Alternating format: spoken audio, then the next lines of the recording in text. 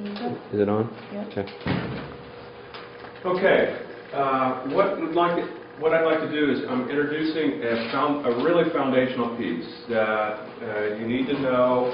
Again, it's the matrix. It is portable. You'll be able to fold that rascal up and carry it in your hip pocket wherever you go. Is this published in your books and stuff? Yeah, it'll be published in May, in April, May. You can. We get a free copy of the book, right?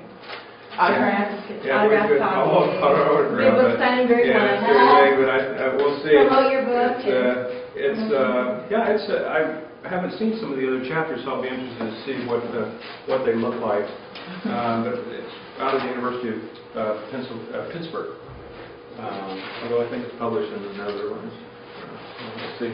Anyway, all the excitement around the autumn, the post-Soviet universities and so forth, what I was doing is unpacking this matrix, which folks had some minor eureka experiences around this. This was created for you, and it was created for me to try to situate. As you can see, international education, as the historian says about history is one damn thing after another, sort of thing. I mean, you can go through life like trying to. It's very difficult to bring order, some sort of order, to our work and our thinking and so forth. This is an attempt to do this. This is sort of a structuralist, functionalist sort of orientation that, for the visual types in particular, it may be helpful in particular for those that are visual. For others, it may not be helpful for everyone. Some folks that are very linear in terms of just being able to recall concepts, and so this may not be as helpful. But it's a useful tool in terms of being able to situate ourselves in this house of 1,000 windows at any time, any place, given any situation. If we can go through the matrix point by point, you can in your mind, to be able to look at each axis. It gives you critical mass to give you confidence that you're looking at a particular situation, at least starting off in the right place, by being able to group different kinds of variables in your mind in one place at any time, to know that if you're attending to each side of this matrix, then you know that you are on the right track of being confident to build your own fire. You'll be able to discover the kind of evidence. You'll be able to ask the kind of questions you need to be able to get to the problem, get to the dilemma, get to the problem solving, get to the conversation, get to serious dialogue, and so forth. So again, let's go around this. You probably can see. I mean, it makes sense to a large extent. Our IE field focus, whether you're talking about Richard Lambert's sort of work, talking about research practitioners, whether you're looking at CIES, either side of the house on that, one thing that we can attend to is to look at the IE focus. Who are you talking with? What is the subject matter? You can talk about formal education, right? You can frame it, okay, I've got a formal educational sort of situation here in terms of focus that I'm looking at. Or you've got a non-formal education. We'll talk more about that. Adult education, co-op education, empowering education, and so forth, on the other hand, at the other end of the spectrum.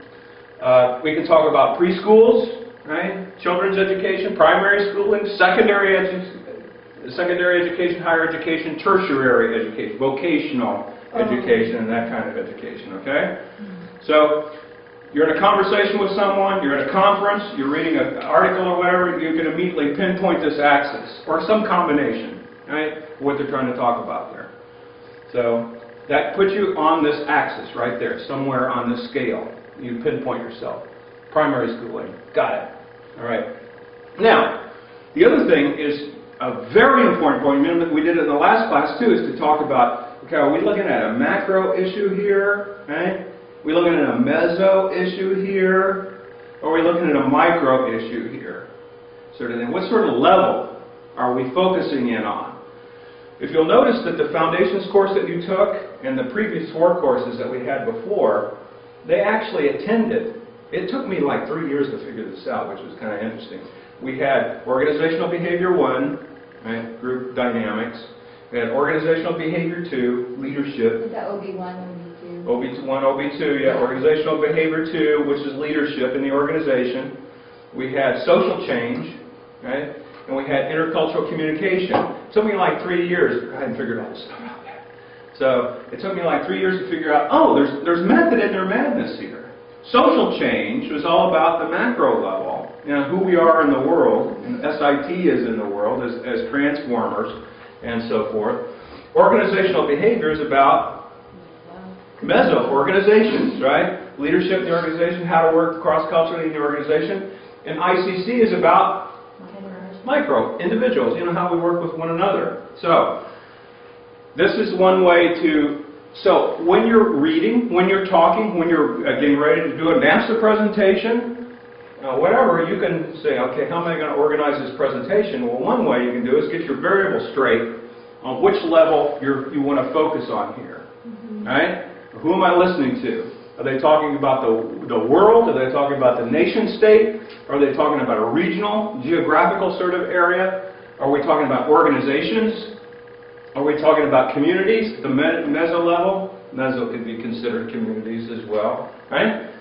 And the individual level, right down to the micro level. Got it? Simple as that. So, primary schools, primary schooling. Examples here. You know. The schools is the school study of children in primary school. You've got those two axes coming together there where you can say, oh, this is what I got. I'm looking at testing in particular schools.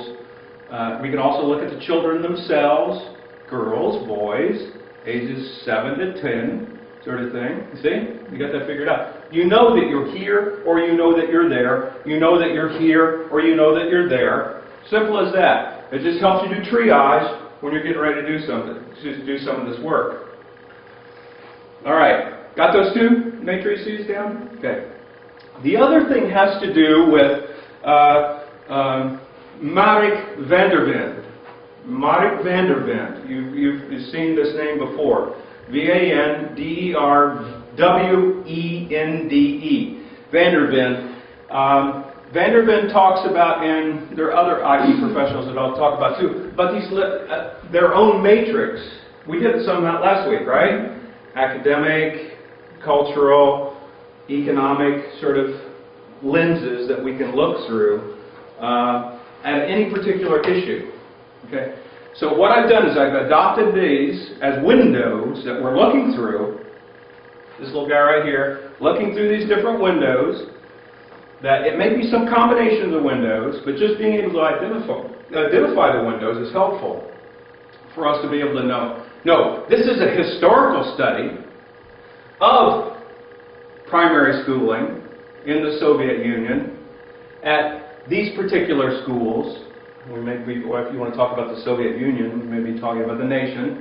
But again, you see, so it's a historical primary school national study, or school study, as the case may be. It may be certainly that none of these are pure. I mean, you've got political, you can do a political sort of lens. You can look through our window, economic window. Who's got human capital? Oh, big economic window, right? Huge economic. What, in a nutshell, human capital is what? Can you do it? Something for getting society better, investing in your society. Because then they get better, but they look at it as economically investing, and they justify it. Very good. Yeah. Schooling, good workers, good production, good money, right? And good. Invest in your future. Yeah, invest in your future. Transitional, right? Education for transition, associated with that. That's an economic window that you would be looking through with regard to human capital. But if you're a postmodernist, you'd be looking at that, and you'd be looking at all this other stuff too, the politics associated, what does it mean, right? Cultural. What are you doing to society when you're actually looking at people as units of labor, right? What cultural sort of things are being said about that? And what has it done as a tool of oppression historically? You see, you can work those windows. Clear so far? Mm-hmm. Okay. Now this is the lovely part. This is the groovy part right here. These are the IE variables that show up not only in theory and practice. As a researcher, I talk about researcher practitioners sort of thing on the research side, because you can take any one of these variables and focus almost solely on the economic power of the economic implications of access, broad access or limited access in a school in the Soviet Union, right? With regard to, you can actually construct a study that's around that. So this can help you in terms of research, what you're reading. Oh, this writer seems to be talking about the authority, principals and school teachers and unions and that sort of thing, and teacher training associated with, the unions promoting teacher. Anyway, you can start seeing that it doesn't necessarily have to be just one, but you get an idea of this kind of it's a checklist, a menu of the kinds of things, the kinds of things you might be looking at as you're reading, and certainly if you're doing research, the kinds of things you need to be bringing to life or account for as variables that are alive and well in the kind of work that you want to do. So like when you're naming your research, I don't know, I'm thinking of like naming a research, like a title of your research, economical shifts in a primary education in the former Soviet Union, or looking at accountability. Like I can see how you could put all of that into one title.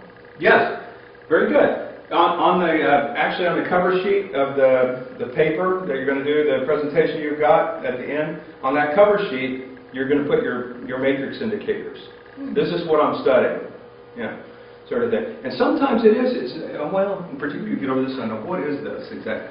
The point here is that you may be able to write what's in your mind and what you think you see, but what sort of vocabulary, does that match up with, right?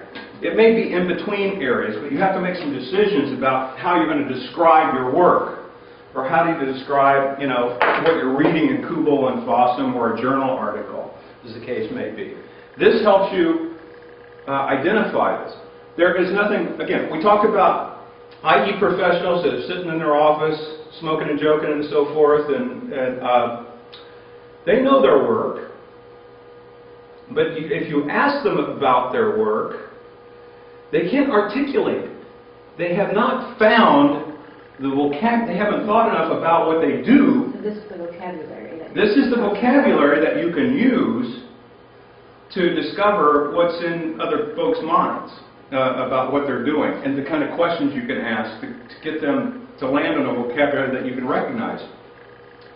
In the world of research, this becomes readily available. I mean, this becomes easy to identify because we are in most of educational research. It is very Western. It is very explicit. It is very analytical, and you can pick these pieces up pretty easily.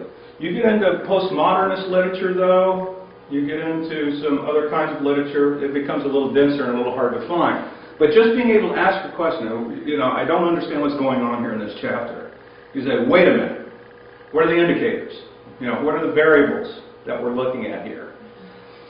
You know what? Half of the articles or a quarter of the articles that you read, something, a big secret, they're not written very well.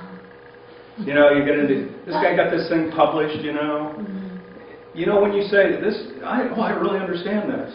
You know why? Because it's probably well written. The thing is it's just because it's in a bound journal or online does not mean it's well written. I'll tell you. So if you don't understand it, it may not be you. It just may be a lousy piece of literature. And that was kind of a revelation when I was going to graduate school, sort of thing around that. Is like, I thought, oh, look at all these smart people, all this stuff that's being written. Well, a lot of it's just rubbish. It's rubbish. And that's what this is all about. This is the fun of it, because by knowing yourself well enough, by equipping yourself well enough, you go around the cube here, you go around the matrix, in your own mind, you can tell whether this fire, somebody needs to put this fire out, right? I mean, it's a weak fire. It's not a good argument. That's what it's all about. So you're a player now. We're all players in all this. A playa. We're all players in all that stuff. All right, so we've got our field focus, we've got our windows that we're looking through, we've got our scope. Now, as I was saying, this can be used in research. The other thing I found, and you will find it next semester, is this is also used in your design and delivery, in your field. I'm using students. Oh, I lost it.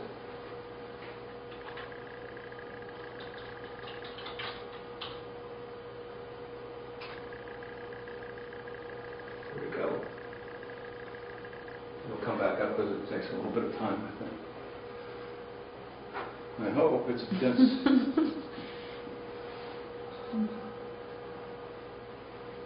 is curious. There's another version of it. Oh, there it is.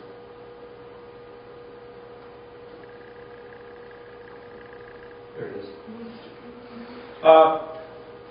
The coolest thing about this is not only does this work in theory and practice, in terms of doing your work with research and so forth, but it is actually, students are using it again this semester in terms of their designs. Being able to analyze designs, being able to identify the variables that are at work in designs, in different schools, in different programs and so forth. For instance, again, you've got an entire course on policy, and we'll just let that one go. But if you're at Ohio State University or the American Institute of Foreign Studies, AIFS, you can actually read their mission statement and be able to see if everything that they do flows from that mission statement. That's a sign of good design. You can look at Ohio State's study abroad, English department's curriculum. You can do an entire study on it. You can look at AIFS's curriculum, short-term study in Spain. We just had this conversation about accreditation. Well, each one of these things, half of the topics here are the ones that Kubo and Fossum have contributed here. Notions of quality, notions of accountability. How is a school accountable? How is a nation accountable to its people? How is its people accountable to the nation or businesses? One thing that I'll talk a lot about, and we'll see a lot about, has to do with the resources that go into a design. I think I didn't mention this before, but I do need to mention it now briefly. I had it up on the board. Did we talk about this last time? No. I2? Okay, this is another thing. It's like a MOP. MOP stands for? Motivation. Origin. Petunias. Now, see, that's the thing. You have the wrong perspective. All right. Here's another acronym that is useful. I2. You can look at projects. You can look, particularly projects and designs, offices, in terms of this is a systems approach. This is called a systems approach to analysis for a program. You can look at inputs, throughputs, outputs, and outcomes. I'll do this very briefly, and we'll have this again sometime. If you're looking at a project, this is the same sort of orientation here. You can look at inputs. You can think about, you can look at a project, you can look at a project design, you can look at a program, and think about nothing else other than what goes in, what are the inputs that they're shoving into that program. Inputs would include what? Money? Curriculum design? Curriculum? Let's read those up here. Resources, yeah. Human resource, financial resources, facilities, equipment, time, anything, boom, boom, boom. Things that are going in, inputs that are going into that program. Yeah. Time, that's something that's not up there, but time goes into that as well. All right? Another way to think of then the system, so you can think of an entire project design just based on inputs. All right? You can think of an entire project based on throughputs, processes, right? Processes. That's the action verb. Okay? Those are the action verbs that go. We're going to study, we're going to learn, we're going to train, we're going to counsel, right? Zip. That's a part of the systems approach. You can look at outputs. Oh, stakeholders also go in the resources too, right? All these little stakeholder guys there too. Outputs are, this is useful, we won't talk about it today, but outputs are like units. Number of units delivered. Outputs. In other words, Ohio State University wants to send out 2,000 students next year. They put resources into a program to send 2,000 students out. The output is 2,000 students. But it's not just about sending 2,000 students out, right? Why would Ohio State want to send 2,000 students out? It's about outcomes. Again, we talk about skills and outcomes. It's about the result. What we're doing is we're... About the transformation. Yeah, it can be, it's based on the purpose of the mission of the school. We're equipping. It's for increased education. It's increased Arabic knowledge. Maybe increased Arabic knowledge by going to South Asia. It may be empowerment through service learning, in Guatemala, right? See? So, anyway, is this making sense? Just jot that down. It's not the focus of what we're talking about today, but this is a systems approach, and you can also think about looking at designs based on inputs, throughputs, outputs, and outcomes. All right, back to the story, back to the matrix. Anyway, these variables that are listed here, you can also you can identify what is working within either your research, what you're actually seeing in design, and to be able to account for some combination of those things going on at the same time based on what you're seeing. Sometimes those are questions. What's going on here? I know I'm looking at a primary school, looking historically at a primary school in the Soviet Union, in Siberia, from 1955 to 1960. Sort of thing. Okay, I've got that triangulated. Now, then you're going to say, okay, what am I looking at here in terms of the variables that are active? Those are the kind of choices you want to make. Are the variables in that order for a particular reason? Yes. Well, some are, some aren't. I need to take another run, right, to be able to think how to better organize these. Mission, I think everything flows from mission. Yeah. So I have had that at the top. Also policy, just the power. I learned this late in my career. I was an idiot by not really recognizing the power of policy. I thought policies were for, pencil pushers somehow. This is the education for transition sort of rebellion I was having, with folks in offices, folks in Congresses, setting regulations for people and policies for people. Huh? That's a modernist view. Yeah. Well, that's what. Yeah. And so the idea is that these are, and I was more of a people person, in the trenches kind of person with regard to the transformational power of education. Let's just get to that sort of thing. But where's the action? Where's the real action? In the advocacy and policy. In policy. Yeah. No kidding. You want to get something done? Yeah. Yeah, pay attention in policy. Like, you really want to get something done in the United States? You want to get something done in Guatemala? Yeah. You want to get something done at your school? You want to get something done at your PTO, Parent Teachers Organization? Then, to actually affect change, this side of burning down the administration building, Mubarak, stand out in the courtyard in Cairo, you do it in an orderly way. You change policy. So pay attention. In fact, I may come in and sit with you and listen. Tourist class, yeah. So they were on policy. So yeah, some of these, and curriculum is sort of the centerpiece. Anyway, you can kind of see all the way down these different pieces. The resource piece, you can just focus on that. The inputs. You can also talk about the sharing. Who are the stakeholders in Soviet schools in 1955? And focus on the faculty perspective. You could do an entire paper just on the faculty perspective. Were these real teachers, or were they sent to Siberia? I actually have a similar study that I did in Lesotho of teachers. They don't get paid. They were rarely at school. Some were they didn't get paid, so they were selling apples in town. So they weren't at school because they were sent out in the countryside from the city. The notion, each one of these things we'll be talking about, Kubo and Fossum and other authors talk about each one of these different sorts of pieces as well. What does BOT stand for? Oh, Board of Trustees. Board of Trustees, okay? That's an American phenomenon. When we look at the Board of Trustees. They are the oversight. They're the ones that set the mission, right?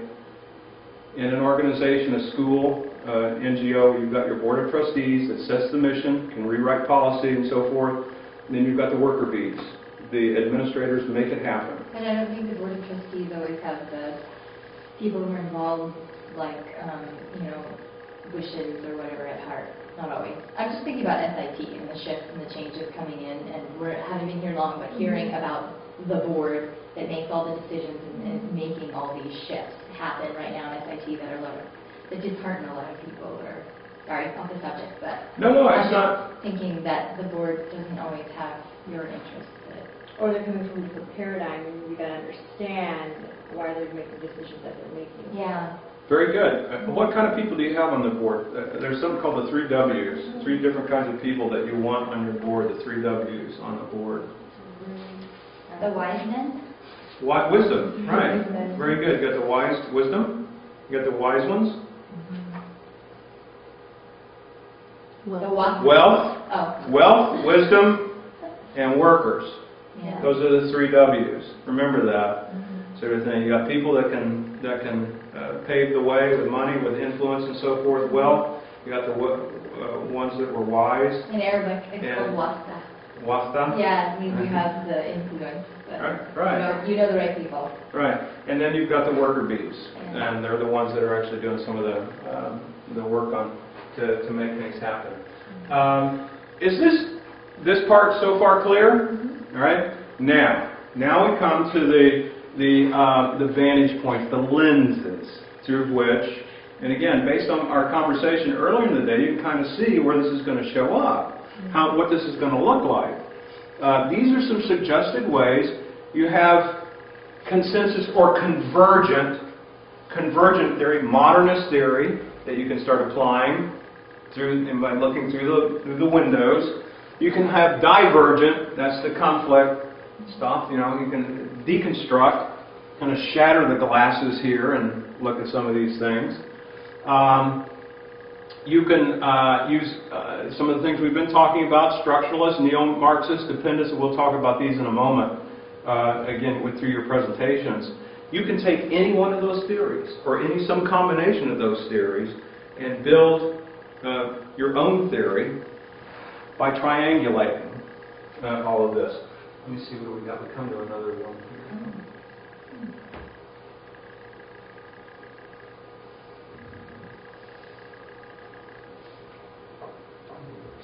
Where to go? Must be it.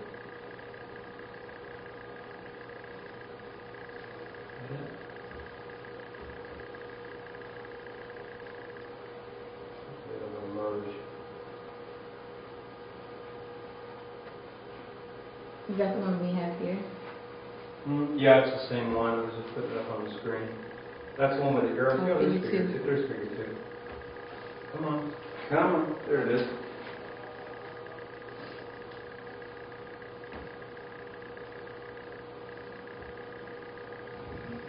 So, visually, this helps you. If you're out in the field someplace, if you're thinking about how to construct, if you're trying to figure out what's in the mind of someone else, if you have done some mental mapping around some of these things come up pretty quick in your mind. Oh, this is a meso level, secondary school sort of analysis.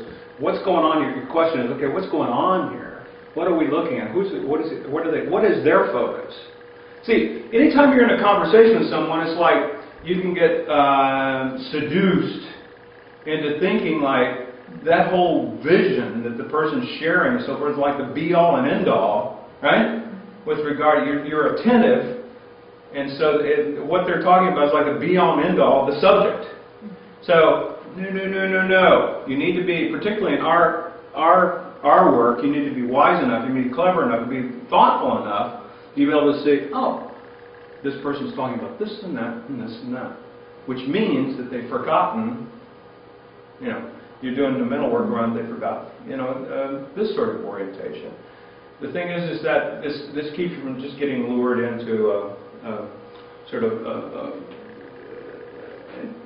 an easy agreement. And when we're talking about intellectual inquiry, it is all about rigor. And this, if you're doing research, if you're in a university, if you're in a university system, if you're in an organization, it is about rigor. It is trying to, you need to be able to help the organization sort out these variables. You'd be surprised how folks are led astray by maybe colorful, passionate, sort of talk without really, that may look attractive on the surface, only to find out, oh my gosh, this is a mess. If we look at it, beneath the surface, this is really a mess. So this just helps you do a little bit about that, some work around that. Yeah. What is the red? The red. This is an example of this what I have at the bottom here. This was my PhD work, as a matter of fact. And again, there's the block. It's like the house of 1,000 windows, so sort of thing here. What I was doing is, the example has to do with regarding practice and research in Lesotho. What I was interested in working on was a primary school system, okay? And I was interested in looking at the stakeholders. What I was trying to figure out, this program, the example has to do with a community-based school construction project. I was brought in as a director, but I was facilitating the work to help build a school for communities. So my study had to do with, okay, how are we going to get this done? How does it work? Or how doesn't it work? Okay? So it was about a primary school situation. I was interested in the stakeholders, the community members in this case, and the teachers and the students who were partners in this particular project. So I triangulated those two. It was about school construction. How are we going to turn rocks into little stones for foundations and so forth? They had to contribute to the situation. So it was about inputs into the project. It was about the community. And what I was doing is I applied an ethnographic framework to observe what was going on here that made the project work or not. Does this make sense? So that's what that red little guy is. That's where all this kind of showed up. Looks like that's the end result, or that's like This is the focus. This is the focus of what I was on. Because I could have been looking at, I was not looking at policy. I was not looking at Lesotho policy. I was not looking at the curriculum. I was not looking at the Lesotho as a nation. All I'm saying is that what I had to do is, okay, what is it, and what is this research project, and what is it not? The research project is about the community, about the stakeholders, about the primary school, and the way I was looking at it was anthropological, ethnographic.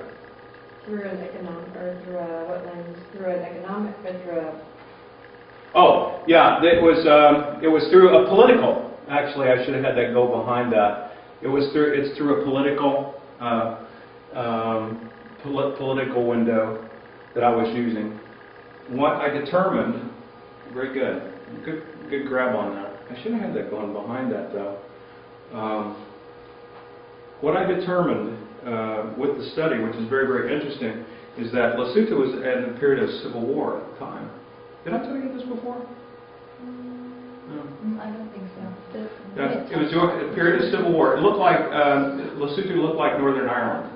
In other words, they had Northern Ireland had the Catholics and the Protestants. Yeah. Lesotho was a Christianized country. Mission workers had come and converted the country, but the Catholics and the Protestants showed up about the same time, and it turned into a political. I mean, the Catholics wound up taking some families, I mean, some kinship lines, aligned themselves with the Catholics, other kinship lines aligned themselves with the Protestants. There was no national primary school system in place. All the schools were mission schools. All the schools were either Catholic or they were Protestant. About 60% were Catholic, about 40% were Protestant. That small little country was half, right in half. There was a coup d'etat in the 1960s where the Protestant Party was aligned with the South Africa ANC, African National Congress, Mandela's party. They were seen as a communist party back then, when after the first election. They won the election. The white South Africans, though, came and armed the Catholic Party, and they had an overthrow. So this is what I was walking into. I walked into, what is going on here? I was working for the Protestants. I didn't realize the situation I got myself into. But it was not a religious issue. It was political. People were in power. People were not in power. People were getting hurt. My next door neighbor was murdered, as a matter of fact. That's another story around some of that. But so, what if we were charged with helping communities build schools? What sort of politics went into that? How did they get the schools built? There was an answer to that, and we found that through the ethnographic sort of approaches and the techniques that were used, we actually were able to overcome the political divisions in this, and so this became the study of the political analysis of what this community. It wound up being more of a non-formal effort as well than just talking about the school itself. Yeah. The lenses are types of the economic, political, cultural, historical. Yep. And they're not exclusive. Right. These are just none of this is as boxy and as final as it looks. This is just to get you to help situate yourself in space, right? To do the GPS work to know that it would be helpful if I ran a human capital sort of theoretical analysis on this, or in this case, it would have been helpful. Ethnography was the thing I was equipped to do best with regard to that, and identify that so everybody knows what they're looking at when they read it. Yeah, go ahead. So which of the lenses would correspond most with political or economic or cultural or historical? Well, it's surprising that ethnography actually had some political statements to be made. Neo-Marxist, it becomes an economic, political sort of lens, right? The tendency is economic, historical. Yeah. Oh, definitely economic first, and it has political. And historical. Yeah. So you can see, the thing is, it's not exclusive. You're just not shooting through one window. The thing is that you've just clarified in your mind, maybe first it could easily be an economic analysis, but there's also cultural, historical, political things going on here as well. Yeah. This just helps you with that.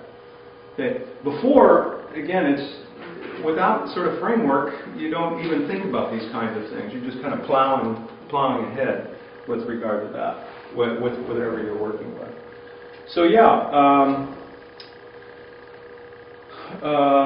Anyway, as you begin reading different case studies or literature around these different theories, you'll be able to see which of these windows start lighting up. They're all different. They can be used in a variety of kind of ways. Some of them certainly lend themselves to economic, Marxist, human capital.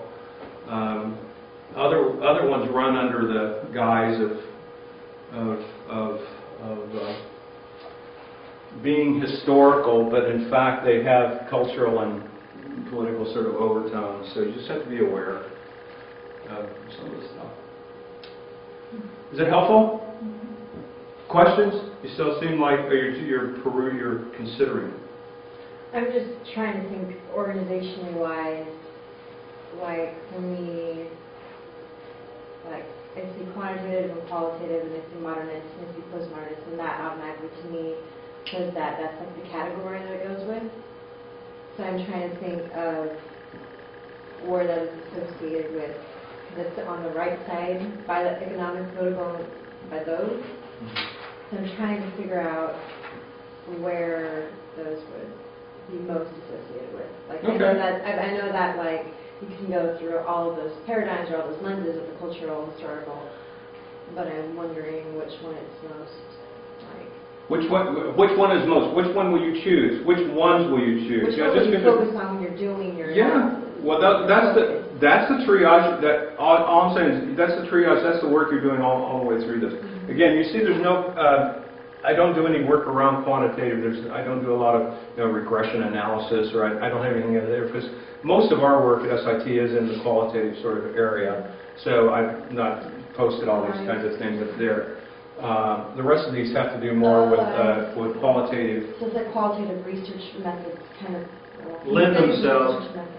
These are just some of the ways that one can use, yes, the qualitative sort of categorizations.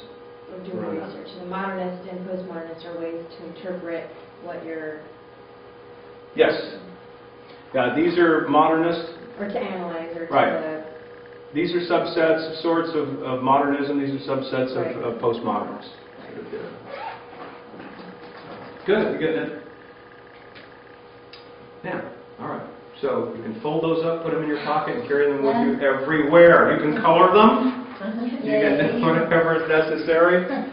Helpful? You'll be using this again and again. Again, some of the practicality. Just becoming familiar with it, get a sense of it, that's fine. It's surprising to see folks continue to say, oh, you start to see the utility of it for you.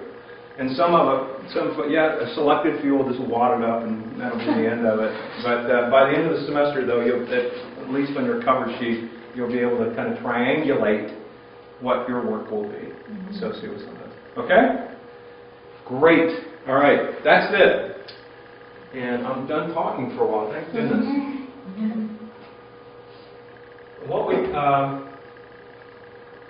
What we'd like to do now, let's work ahead and do a quick synopsis, your presentations with regard to the different traditions. All right? And then that'll be it for the day. Next time, what we'll do is, I know you want to talk a little bit about your conference topics too. That's fine. Next week, we will do more with the postmodernist.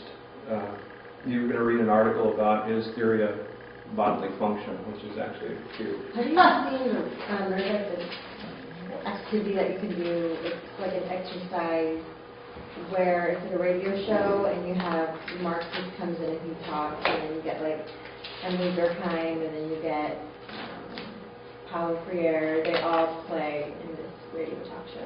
What? No. Okay. Have you got it? Yeah.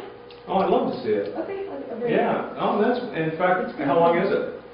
No, it's just papers. You just kind of read out in class that each person like chooses a character that they want to be, and then it's just kind of like, oh, I don't believe that this will happen. You know, how dare you think? But it's They're choreographed? I acting- mean, there's actually scripted? It's scripted. It's not choreographed. It's just lines. Script. And there's Oh, like a well- radio talk show person who narrates this radio. It was back in the 1920s, and it's kind of fun. Oh, you want to do it next week? Is that all right? We could, yeah. I mean, everybody would have to do something. Okay. If you need help, I can do it and get the work study to help you with it if you need copies and that sort of thing. But let's do that. I think I still have it. I know I kept it. Could you shoot me an email? Yeah. Around that? Okay. That's great. Let's turn this off.